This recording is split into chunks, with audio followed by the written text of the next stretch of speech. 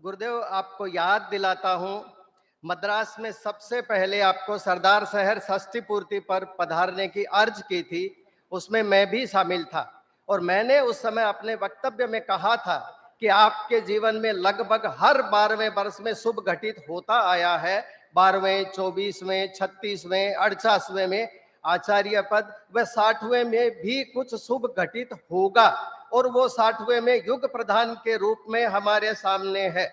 और मैं फिर कह रहा हूं गुरुदेव, 72वें के आसपास फिर कुछ शुभ घटित होगा।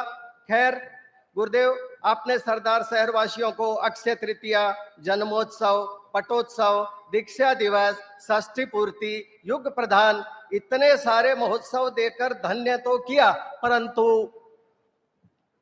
परंतु गुरुदेव, हम लोग असमंजस में है कि सिर्फ 20-21 दिन में ये सब कार्यक्रम कैसे होंगे। गुरुदेव, महोत्सव आनंद से मनाने के लिए 30 दिन का समय तो दो। गुरुदेव, मुझे पता है आप पूछेंगे कि मैं अर्ज करने वाला कौन, तो अर्ज तो भाई सिद्धार्थ करेंगे, लेकिन गुरुदेव आप ये फरमा दो 30 दिन पक्का, सब्जेक्ट टू अर्ज भाई सिद्धार्थ जी। खैर गुरुदेव, आज आप सोच लो, मैं निवेदन खाली कर रहा हूं, कल फरमा देना।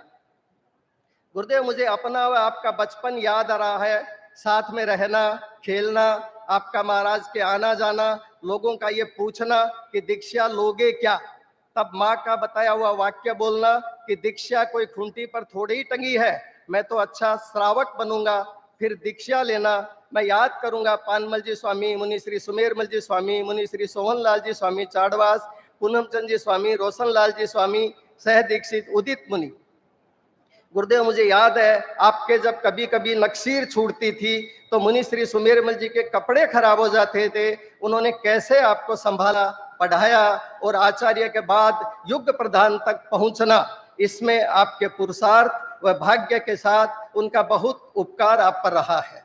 सही निर्णय लेना कोई खास बात नहीं है गुरुदेव, लेकिन निर्णय लेकर उसको सही साबित करना यह काबिलियत आप में है गुरुदेव, और आपने भी उन मंत्री मुनि बनाकर यह साबित किया। दूसरा गुरुदेव, आप शासन माता को लेकर तो नहीं पधार सके, लेकिन उनकी तबीयत नासाज का समाचार मिलते ही कैसे आप आहार पानी को भी महत्व न देते हुए लंबे लंबे विहार करके पधारे, ये सबने देखा है।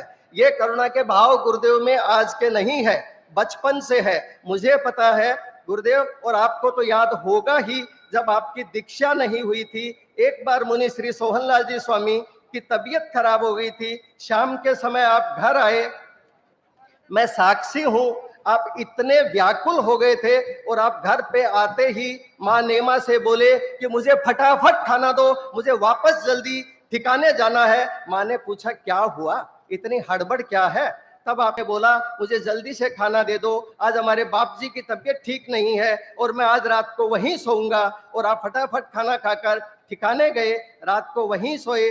धन्य है वो हमारी नेमा माँ भी, जिसने बिना कोई और सवाल किए 10 साल के बच्चे की करुणा को देखकर रात को वहां सोने की सहज आज्ञा दे दी। वो सारा वाकया मेरी आंखों के सामने का है, लगता है वही दृश्य दिल्ली में शासन माता के लिए दोहराया गया। इसके साथ आपने परिवार व समाज को, खासकर यंग जनरेशन को जो सेवा का मैसेज दिया है, वह बहुत अनुकरणीय है कि कैसे अपने माँ बाप, सास ससुर की सेवा में तत्पर रहना चाहिए।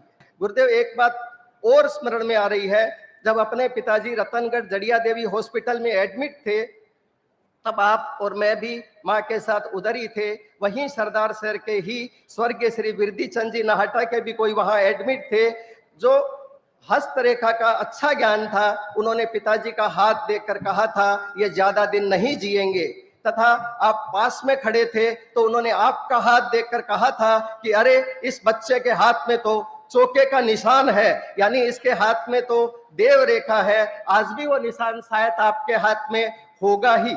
लेकिन गुरुदेव, मुझे तो लगता है आपके हाथों में देव रेखा नहीं, आप तो साक्षात देव है, कोई अवतार है, यह कई बार परिलक्षित होता है।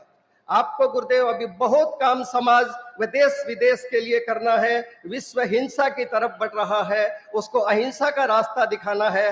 गुरुदेव हम संसार में रहते हैं, हमारे भी परिवार के प्रति कुछ कर्तव्य होते हैं, बच्चों को पढ़ाना लिखाना, ब्याह शादी करके उनको सेटल करना, कुछ साल पोते पोती दोहिता दोहिती के साथ रहना, मेरे वो सब काम पूरे हो गए। अब मैं रिटायर हूं और आप हो देव, तो आप मेरी उम्र के 10 साल आप ले लो गुरुदेव, ताकि समाज व विश्व का भला कर सको, यह मेरा निवेदन है। अंत में गुरुदेव मैं पूरे दुगड़ परिवार की तरफ से आपको षष्ठी पूर्ति व युग प्रदान के लिए ढेरों शुभकामनाएं देता हूं। आप स्वस्थता के साथ शहर का नाम रोशन करते हुए, जन जन का कल्याण करते हुए आगे बढ़ते रहें। ओम।